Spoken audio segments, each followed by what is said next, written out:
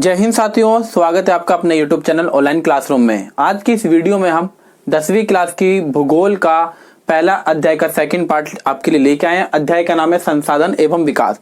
इसमें हमें अपने मुख्यतः संसाधनों के बारे में जानना है कि हमारे पास क्या क्या संसाधन हैं, जैसे कि हमारे पास हमारी यूज की चीज़ें क्या क्या हैं।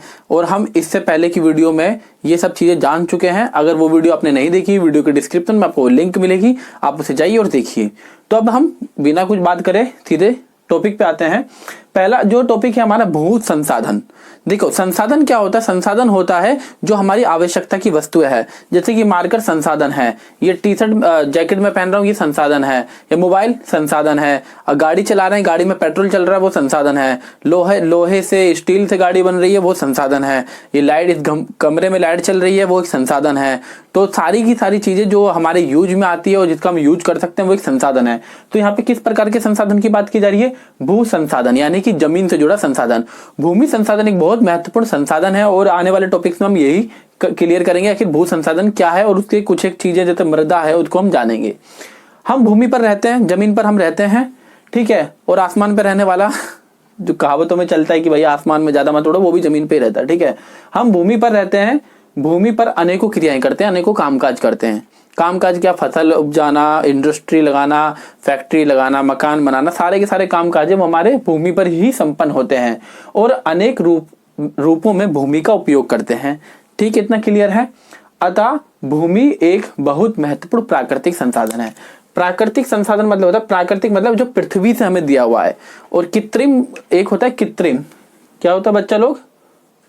कृत्रिम। कृत्रिम ऐसा होता है जो मानव ने खुद बनाया हुआ है, ठीक है। तो भूमि एक प्राकृतिक संसाधन है जो हमें पृथ्वी ने या नेचर ने हमें खुद दिया है। भारत में भूमि पर अनेक प्रकार की भू आकृतियां, जैसे भारत नहीं पूरे विश्व में ही बात करें तो भूमि पर अनेक प्रकार की भू आकृतियां, भू आकृति मतलब जमीन और आकृति मतलब फिगर्स, ठीक है। जैसे पर्वत, पठार, मैदान और द्वीप पाए जाते हैं, समुद्र भी पाए जाते हैं। हालांकि उसमें पानी भर गया है तो वो आखिर भू आकृति तो वो भी है ना। तो भूमि पर अनेक प्रकार की भू आकृतियां, पर्वत, पठार, मैदान, चट्टान, ज्वालामुखी, दुनिया भर की तमाम प्रकार की चीजें पाई जाती हैं, ठीक है। अब भूमि के उपयोग क्या क्या है जान लेते हैं। भू संसाधनों का उपयोग विभिन्न उद्देश्यों के लिए किया जाता है। जो हमारी भूमि है उसको हम अनेक प्रकार के उद्देश्यों को प्राप्त करने के लिए, मकसद को प्राप्त करने के लिए उसका उपयोग करते हैं। किसान उसका उपयोग करता है किसानी करने के लिए, उस पर हल द्वारा जुताई करता है, फिर अपने बीज बोता है, फिर वो सिंचाई करता है, उसके बाद उसे फसल पकी हुई मिलती है। तो उसका मकसद क्या है? अन्न पैदा करना। और एक बिजनेसमैन है या फिर एक उद्योगपति है, वो एक वहां पे अपनी फैक्ट्री लगा रहा है किसी चीज को पैदा करने के लिए, ठीक है। तो वन, भूमि का उपयोग क्या है? वन में इसका उपयोग किया जाता है। वन मतलब जंगल। कृषि के अतिरिक्त बंजर भूमि, कोई कृषि के कार्य में उसका उपयोग किया जाता है। और उसमें कृषि के कार्यों के अलावा कई सारे काम होते हैं, जैसे कि वो बंजर पड़ी हुई है जमीन, मतलब उसका कोई यूज नहीं हो रहा, इमारत बन रही है, वहां सड़क चल रही है। देखो, अगर हमारे रोड पर एक सड़क जा रही है वो खाली नहीं है। अगर कोई भूमि है वो हालांकि वो भूमि का ही एक भाग है, तो वो हम उसे खाली नहीं कह सकते, कोई यूजलेस है ये तो।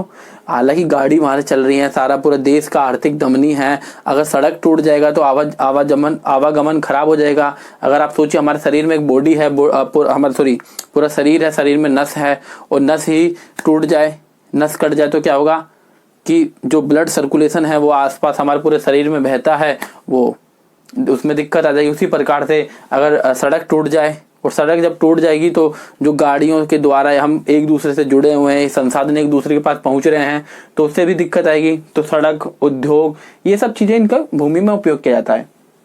एक एक नंबर का क्वेश्चन होता है, पड़ती भूमि के अतिरिक्त अन्य कृषि अयोग्य भूमि, ठीक है। पड़ती भूमि क्या होती है वो हम देखते हैं। सबसे पहले पड़ती भूमि जहां एक कृषि वर्ष से कृषि नहीं हुई। देखो, एक नंबर का क्वेश्चन पूछ सकता है, पड़ती भूमि किसे कहते हैं? पड़ती भूमि उस भूमि को, जमीन को कहते हैं जिसमें एक साल यानी पूरा का पूरा एक कृषि वर्ष होता है। कृषि वर्ष मत समझो से एक साल समझ लो, वहां पर एक साल से खेती बाड़ी नहीं की गई, वो पड़ती भूमि होती है। और एक होता है सकल क्षेत्र। क्या होता है बच्चों? एक तो पड़ती भूमि हो गई, दूसरा होता है सकल क्षेत्र। सकल क्षेत्र वो क्षेत्र होता है जहां पे कृषि की गई है, ठीक है, जहां पे कृषि की जा रही है लगातार। तो पड़ती भूमि के अतिरिक्त अन्य अयोग्य भूमि, यहाँ पर हम क्या क्या यूज में लाते हैं जमीन को? मतलब कृषि अयोग्य भूमि है जहाँ पे कृषि नहीं की जाती। और उसमें क्या क्या आता है, स्थायी चारागाह जहाँ पे चारागाह ही चलते हैं, जहाँ पे पशुओं को चराया जाता है। विविध वृक्ष होते हैं, वहाँ पे पेड़ पौधे लगे होते हैं। वृक्ष, फसलें और उपवनों के अधीन भूमि, मतलब कि हम एक तो जिसमें यहाँ पे खेती बाड़ी करते हैं, जहाँ पे खेती बाड़ी नहीं होती, और खेती बाड़ी के अलावा जो जमीन होती है वहाँ पे क्या यूज किया जाता है। तो हमें भूमि का उपयोग देखना है। इतना ज़्यादा टफ लैंग्वेज में नहीं करना, क्योंकि मैंने इसे स्किप भी कर सकता था, लेकिन मैंने आपको इसलिए बताया ताकि हम समझे पड़ती भूमि और सकल भूमि। 1 नंबर का क्वेश्चन वो नॉर्मली पूछ लेगा। तो भूमि के उपयोग में आएगा तो वन वगैरह, कृषि के अतिरिक्त इमारत, बंजर, ये सब चीजें आपको लिखना है, ज्यादा इतना टेक्निकली भाषा में नहीं जाना। ठीक है, अब क्या है, एक चीज है भू उपयोग को प्रभावित करने वाले कारक। जैसे कि अगर हम भूमि का उपयोग कर रहे हैं तो उपयोग करने से पहले ऐसे कौन कौन सी चीजें हैं जो हमें अलर्ट करेगी कि यार इसका यूज मत कर, या इसका यूज कर ले तू। अब आप सोचिए कि अगर मैं नॉर्मली दिल्ली की सड़कों पर खेती बाड़ी करने चलूँ तो क्या यूजफुल होगा? वो नहीं हो पाएगा ना, क्योंकि भाई ये सड़क है, खोदना पड़ेगा, सरकार डंडे मारेगी। तो उसी प्रकार से अगर खेती बाड़ी करनी है हमें, तो खेती बाड़ी करने के लिए उपजाऊ भूमि होना जरूरी है, आसपास जनसंख्या होना जरूरी है, वहाँ पे आसपास में जल वगैरह सिंचाई के लिए वो जरूरी है। तो भूमि उपयोग करने के लिए काफी सारी चीजें हैं जो हमें चाहिए। जैसे क्या है, भू आकृति, पहाड़ों में, पहाड़ी क्षेत्र जो होते हैं वहाँ पे कृषि की जा सकती है, मुश्किल से की जा सकती है, तो वो अलग तरीके से भूमि का उपयोग करेंगे। जलवायु, ठंड में वहाँ की जलवायु कैसी है, ठंडी है, गर्म है। अगर ज़्यादा ठंडी जलवायु होगी तो वहाँ पे खेती करना बहुत मुश्किल है, तो वहाँ पे हम खेती नहीं कर सकते। तो ये चीज़ समझनी है। वहाँ की मृदा कैसी है, वहाँ की मृदा मतलब मिट्टी, अगर मिट्टी वहाँ की उपजाऊ है जहाँ पे खेती अच्छे से की जा सकती है तो वहाँ पे हम खेती करेंगे। और वहाँ की मृदा अगर बंजर है तो वहाँ पे खेती नहीं करेंगे ना। और जनसंख्या घनत्व, अगर जनसंख्या वहाँ पे ज़्यादा होती है तो हम वहाँ पे, अगर सोचिए कोई शहरी क्षेत्र है, शहरी क्षेत्र में जो जनसंख्या है वहाँ पे ज़्यादा है और वहाँ पे कृषि नहीं की जा सकती, क्योंकि कृषि के लिए बहुत ज़्यादा बड़ी ज़मीन चाहिए होती है। तो वहाँ पे क्या चीज़ लगाई जाएगी, फैक्ट्रियाँ लगाई जाएंगी। तो इसने एक तरीके से प्रभावित किया। और टेक्नोलॉजी, अगर आपके पास टेक्नोलॉजी अच्छी है तो आप सर्दी वाली जगह पर भी खेती बाड़ी कर सकते हो। ठीक है, ये चीजें भूमि उपयोग को प्रभावित करने वाले कारक। अब एक छोटा सा टॉपिक है जो नॉर्मली 5 नंबर का क्वेश्चन में पूछ सकता है, भूमि निम्नीकरण और संरक्षण उपाय। भूमि निम्नीकरण और संरक्षण उपाय, इसमें 2 क्वेश्चन बन सकते हैं। एक तो भूमि निम्नीकरण है क्या, दूसरा पूछ सकता है कि भूमि संरक्षण के उपाय बताइए। भूमि का निम्नीकरण मतलब निम्न मतलब होता है नीचा, निम्नीकरण मतलब कि उसकी क्वालिटी घट रही है। तो भूमि का निम्नीकरण किस तरीके से हो रहा है, और उसको हम संरक्षण मतलब होता है उसको बचा किस तरीके से सकते हैं। तो भूमि का निम्नीकरण क्या है, किस तरीके से हो रहा है, क्या कारण है, और हमें उसके किस तरीके से बचा सकते हैं, यही चीज है। मानव के कार्यकलाप, जो कामकाज मानव करता है के ही भूमि पर निम्नीकरण हो रहा है। मतलब जो मानव कामकाज कर रहा है उसके कारण ही भूमि पर निम्नीकरण हो रहा है। देखते हैं क्या कामकाज है। और साथ ही भूमि को नुकसान पहुंचाने वाली प्राकृतिक ताकतों को भी बल मिलता है। अब आप सोचिए कि अगर आप पहाड़ी क्षेत्र का एग्जांपल लीजिए, उदाहरण लीजिए कि अगर हम पहाड़ी क्षेत्र में, पहाड़ों के पास पर्वत क्या कहते हैं जंगल वगैरह हैं, और उन पहाड़ों में जंगल वगैरह हैं, और उसने उन जंगलों में जो वृक्ष हैं उन्होंने मिट्टी को दबा रखा, मिट्टी को पकड़ रखा है, जकड़े रखा है। अब वो जंगल काट दिए जाते हैं। अब जंगल काट जाएंगे तो भूमि तो होगी एक तरीके से नंगी भूमि होगी, उसको किसी ने जकड़ नहीं रखा। अब एक तरीके से थोड़ा सा कोई भूस्खलन आ जाए, भूकंप आ जाए हल्का सा, तो सारा का सारा जो पहाड़ों की मिट्टियां वगैरह हैं वो तो सारी नीचे गिर जाएगी, उससे आपदा आ जाएगी, तो दिक्कत हो जाएगा ना। तो ये सारी चीजें क्या है, हम इंसान इतने विकास की चकाचौंध में इतने अंधे होते जा रहे हैं, लालच में इतने अंधे होते जा रहे हैं कि हम समझ ही नहीं रहे कि हम अपना ही नुकसान खुद कर रहे हैं। अब देखो भूमि निम्नीकरण के कारण क्या क्या है। देखो खनन, जैसे कोयला है, पेट्रोल है, कुछ भी चीजें, सोना है, लोहा है, ये हम कहीं जहाँ पे क्षेत्र में, किसी क्षेत्र में ये पाया जाता है तो उनमें वहाँ पर खुदाई करते हैं। अब खुदाई करने के बाद क्या करते हैं, वहाँ पे खुदाई करके सामान निकाल दिया, वो गड्ढा हो गया, वहाँ पे मलबा भर दिया या फिर ऐसे ही खुला छोड़ दिया, उसे दिक्कत है भाई, जमीन तो पूरी खराब हो गई ना। एग्जाम्पल कौन कौन से स्टेट में होता है, झारखंड में, उड़ीसा में, मध्य प्रदेश में, और भी स्टेट हैं फिलहाल यहाँ पे और मध्य प्रदेश में, महाराष्ट्र में, बिहार में, ही सारा खनन वगैरह कामकाज जो चलता है वो इसी को केयरलेस करके, इतना केयरलेस पना दिखा करके वो पूरी तरीके से भूमि की ऐसी तैसी मार देते हैं। ठीक है। और दूसरा है अति पशुचारण।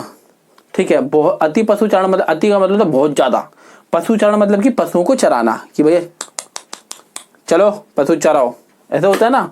तो अति पशुचारण का मतलब क्या होता है कि जहां पर बहुत ज्यादा पशुओं को चराया जाता है, और पशु चराएगा तो घास वगैरह उसकी क्या कहते हैं खत्म हो जाएगी, जो भूमि को बांधे रखती है। इससे क्या होता है भूमि बंजर हो जाएगी। गुजरात, राजस्थान, MP मतलब मध्य प्रदेश, MH मतलब महाराष्ट्र, इन क्षेत्रों में ज्यादातर ये होता है। क्वेश्चन पूछ सकता है कि किन क्षेत्रों में अति पशुचारण के द्वारा भूमि की ऐसी तैसी हो रही है, यानी कि भूमि का निम्नीकरण हो रहा है। अति सिंचाई मतलब कि अगर किसी क्षेत्र में आप बहुत ज्यादा सिंचाई करोगे तो उससे क्या होगा कि अगर उस पानी में नमक है तो वो उस भूमि के उपजाऊपन को खत्म कर देगा। और जाहिर सी बात, अगर आप एग्जांपल लें, आप मिट्टी में अगर पानी डालते हैं, ठीक है, अगर आप एक मिट्टी है या फिर आपने कभी सीमेंट का यूज करा हो, सीमेंट में पानी डालते हैं, गारा बनाते हैं, तो उसमें ज्यादा पानी डाल देंगे तो क्या होगा सारा सीमेंट फैल जाता है। तो इतना डाला जाता है कि उनका सिस्टम बना रहे कि जो जिसका हम यूज ले रहे हैं वो यूज बन जाए, लेकिन ज्यादा सिंचाई करेंगे तो वो जमीन पूरी खराब हो जाती है। तो ये कहाँ पर हो जाए, पंजाब हो गया, हरियाणा हो गया, और पश्चिमी उत्तर प्रदेश, अलीगढ़, बुलंदशहर वाला, नोएडा वाला, गुड़गांव वाला, ये एरिया है पश्चिमी उत्तर प्रदेश, यहाँ पर इससे दिक्कत ज्यादा हो रही है। अब भैया भूमि संरक्षण, भूमि निम्नीकरण के कारण तो हमने जान लिए कि आखिर भूमि निम्नीकरण ये होता है, भूमि निम्नीकरण इनके कारण से हो रहा है, भूमि की ऐसी तैसी इस कारणों से हो रही है। ठीक है, गलत वर्ड यूज कर रहा हूं, ऐसी तैसी यूज नहीं करना चाहिए, लेकिन समझाना है। ठीक है, संरक्षण के उपाय, आखिर हम किस तरीके से भूमि को खराब होने से बचा सकते हैं। ठीक है, क्या है, पहले तो क्या है, वनों की कटाई है उसे रोक दिया जाए, वनों की कटाई नहीं होनी चाहिए, और नए वनों का विकास होना चाहिए। जहां पर वो वन नहीं है वहां पर वनों का विकास या नए वन बनाने चाहिए। उद्योग विस्तार पर जो अत्यधिक उद्योग लगा रहे हैं, वो नहीं देख रहे कि वन कट रहे हैं नहीं कट रहे, उन पर रोक लगनी चाहिए। पहाड़ी क्षेत्रों में सीढ़ीदार खेती होनी चाहिए। पहाड़ी क्षेत्र में अगर सीढ़ीदारी खेती करेंगे तो खेती करने से क्या होगा कि वहां पर जो जमीन है वो उसकी जो फसल वगैरह होगी उसके अंडर में रहेगी और जकड़ी रहेगी। दूसरा है बाढ़ की समस्या उत्पन्न करने वाली नदियों पर बांध निर्माण, मतलब कि बाढ़ जो आती है, बाढ़ से क्या होता है, कई बार जमीन पूरी खराब हो जाती है और जमीन पूरा तहस नहस हो जाती है, बालू मिट्टी सब लेके आती है, तो वहां पर बांध का निर्माण होना चाहिए। अब ये टॉपिक था एक इजी सा कि क्वेश्चन पूछ सकता है 2, 4, 5 नंबर का, ये इंपॉर्टेंट है, इसे अच्छे से क्लियर करना। कोई डाउट है, कुछ समझ में नहीं आया, वीडियो कमेंट में जाना, जरूर बताना कि क्या समझ में नहीं आया। अब है मृदा संसाधन। देखो भूमि संसाधन हमने पढ़ा, इसका एक पार्ट है मृदा। मृदा मतलब होता है मिट्टी, क्या होता है बच्चे लोग, मिट्टी। मृदा संसाधन, मृदा सबसे महत्वपूर्ण नवीकरणीय प्राकृतिक संसाधन है। नवीकरणीय प्राकृतिक संसाधन का मतलब क्या होता है कि नया नया बना है। मृदा की अगर बात करें तो प्राकृतिक संसाधन मतलब कि जमीन द्वारा दिया गया है। ये पौधों के विकास के लिए एक माध्यम है, पौधों के लिए, फसल के विकास के लिए एक माध्यम से जिससे हमें अन्न की जरूरत हमारी पूरी होती है। मृदा एक जीवित तंत्र है। जीवित तंत्र क्या है, अगर मृदा नहीं होगी तो फसल वगैरह नहीं उपजाई जा सकती, तो एक तरीके से ये जीवन को एक चला रहा है। मृदा निर्माण की प्रक्रिया, देखो सबसे पहले बच्चे लोग एक छोटा सा डायग्राम है उसे समझते हैं कि मृदा कैसे बनती है, फिर हम इसके टेक्निकली भाषा में जाएंगे। अगर आप एक जमीन पूरी लोगे, ठीक है, ये जमीन पूरी लोगे तो उसमें सबसे पहले क्या होता है कि एक पूरी चट्टान होती है। अब ये मैंने यहाँ पे लिख रखा है कि पूरी समझ लो ये पूरा पत्थर है। पूरा क्या बच्चा लोग, ये पूरा का पूरा ये वाला पूरा एरिया ये पूरा पत्थर है। लेकिन बाद में आगे जाकर कुछ टाइम बाद इसमें क्या होता है, तापमान बढ़ गया, वो थोड़ा सा, जैसे कि अगर हम किसी का तापमान बढ़ा रहे हैं तो वो सिकुड़ने लगता है, फैलने लगता है, थोड़ी उसके अंदर पानी भर गया, ऊपर से प्रेशर आ रहा है, दबाव पड़ गया, तो धीरे धीरे ये चटकाव आ गया। ड्राइंग अच्छी नहीं बनी होगी लेकिन ये अब सोचो कि इसके अंदर चटकाव आ गया, और ये क्या हो गया, इस पहले जो ये पूरा था इसे बोलते हैं अपक्षय रहित आधारी चट्टानें। अपक्षय मतलब होता है कि टूटना। अपक्षय मतलब क्या होता है बच्चा लोग, इसे अपने कॉपी में लिख लेना, इस शब्द भाषा का कठिन है।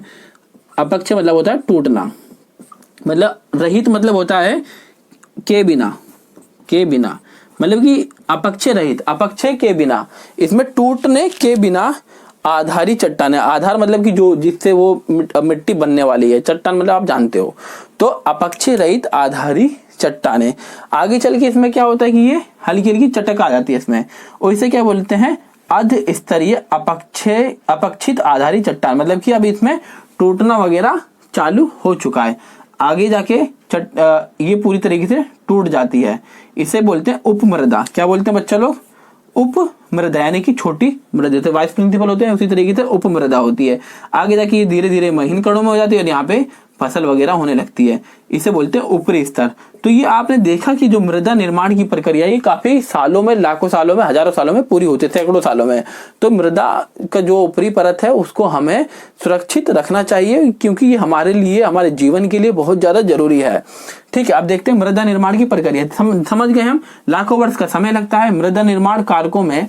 अब जैसे कि मृदा निर्माण के कौन कौन से कारक हैं जो इसे प्रभावित करते हैं कि मृदा निर्माण अच्छे से होगा, बुरा होगा, कैसा होगा। तो सबसे पहले है उच्चावच। उच्चावच मतलब होता है कितनी ऊंचाई पर है समुद्र। जैसे कि अगर आप सोचिए कि आप उत्तर भारत में दिल्ली में रह रहे हैं तो आप ज्यादा ऊंचाई पे नहीं रह रहे। अगर आप ऊपर कश्मीरी क्षेत्र में रह रहे हो, पहाड़ों पे रह रहे हैं, तो वो मृदा निर्माण को प्रभावित करता है। दिल्ली की मृदा अलग होगी, मैदानी भाग का उत्तर प्रदेश का मृदा अलग होगा। अगर आप पहाड़ी क्षेत्रों में चले जाओगे उस टाइप की वहां पे मृदा अलग होगी। जनक सेल, ठीक है। अब जनक सेल मतलब कि जो उसको बना रही है। अब देखो ये आपने एक हिस्सा लिया, तो अगर सोचिए यहाँ की जो सेल है, सेल मतलब चट्टान। बच्चा लोग ये और चीज समझ लीजिए, सेल मतलब चट्टान। जो अब इसकी जनक मतलब जो जन्म दे रही है। अब ये क्या है कि आगे जाके यही टूटी, आगे जाके फिर ये टूटी, फिर ये मृदा बन गई। अगर सोचो कि ये चट्टान जैसी होगी उसी प्रकार की मृदा बनेगी, ठीक है, तो जनक सेल हो गया। अब ज्यादा हमारा इतना डीप मत जाना, खाली हमें जो समझना है वो समझिए। जलवायु अगर ठंडी जलवायु है, और सोचिए ठंडी जलवायु है, गर्म जलवायु है, तो उसके हिसाब से भी मृदा बदलेगी। वनस्पति, अगर सोचिए कि उस मृदा के ऊपर पेड़ पौधे होंगे तो पेड़ पौधे मरेंगे, जिएंगे, उसी मिट्टी में मिल जाएंगे, तो उससे मृदा निर्माण की प्रक्रिया में थोड़ा बदलाव आता है। और अन्य जैव पदार्थ शामिल होते हैं। इतना क्लियर हो गया। मृदा निर्माण में बहुत सारे कारण होते हैं जिससे कि मृदा निर्माण में बदलाव आता है। मृदा बनने में तापमान परिवर्तन, बहते जल की क्रिया, पवन, हिमनद और अपघटन क्रियाओं का भी योगदान होता है। अब जैसे कि तापमान परिवर्तन, अगर देखो ये जो चट्टान टूटी है, तापमान ज्यादा होगा तो कोई चीज फैलेगी, वो उसमें चटकन आएगी। अगर आप सोचिए कि आप ये सोचिए स्टील का मार्कर है, इस नीचे मोमबत्ती रखी है, सॉरी यहाँ पर एक हमने पिन डाल दी और पिन को हमने किससे चिपकाया मोम से। अगर हम इसे गर्म करेंगे तो वो मोम क्या होगी, पिघल जाएगी और वो छूट जाएगी। तो यानी तापमान बढ़ने पे क्या होता है, कोई चीज फैलेगी तो मतलब कि वो टूटेगी। और तापमान घटने पे जब ठंडी आएगी तो वो चीज टाइट होती है। अगर आपने ठंडी के टाइम पे ध्यान दिया होगा, घर के जो पाइप है जिससे आप पानी भरते हो या यूज करते हो, तो ठंडी के टाइम पे वो बहुत ज्यादा टाइट हो जाते हैं और गर्मी के टाइम पे बहुत ज्यादा मुलायम हो जाते हैं। तो यहाँ पे क्या है, मृदा निर्माण में तापमान परिवर्तन। अगर सोचो एकदम से तापमान बढ़ेगा, एकदम से तापमान घटेगा, तो इससे क्या होगा, टूटने और सिकुड़ने की प्रक्रिया तेज होगी और जिससे कि अपक्षय होने की प्रक्रिया तेजी गति से बढ़ेगी। बहते जल की क्रिया, अगर कोई उसके ऊपर जल बह रहा है तो वो टूटने की प्रक्रिया को और तेज करेगा। पवन बह रही है, वो मिट्टी से कोई पवन अपने साथ कुछ लेके आ रही है, मिट्टी से टकरा रहा है, उससे मृदा निर्माण की प्रक्रिया तेज होगी। हिमनद मतलब होता है जमी हुई नदियां। अपघटन क्रियाओं का भी योगदान होता है। अपघटन मतलब टूटना वूटना वही होता है। मृदा निर्माण में जैविक व रासायनिक परिवर्तन की भी भूमिका होती है। अब जैसे कि मृदा के ऊपर जो जीव जंतु रह रहे हैं, जैसे केंचुए वगैरह रहते हैं, तो वहाँ की मृदा ज्यादा उपजाऊ होगी। रासायनिक परिवर्तन, तापमान बढ़ना घटना, ये सब चीज हो रहा है, तो इससे मृदा निर्माण की प्रक्रिया में प्रभाव पड़ता है।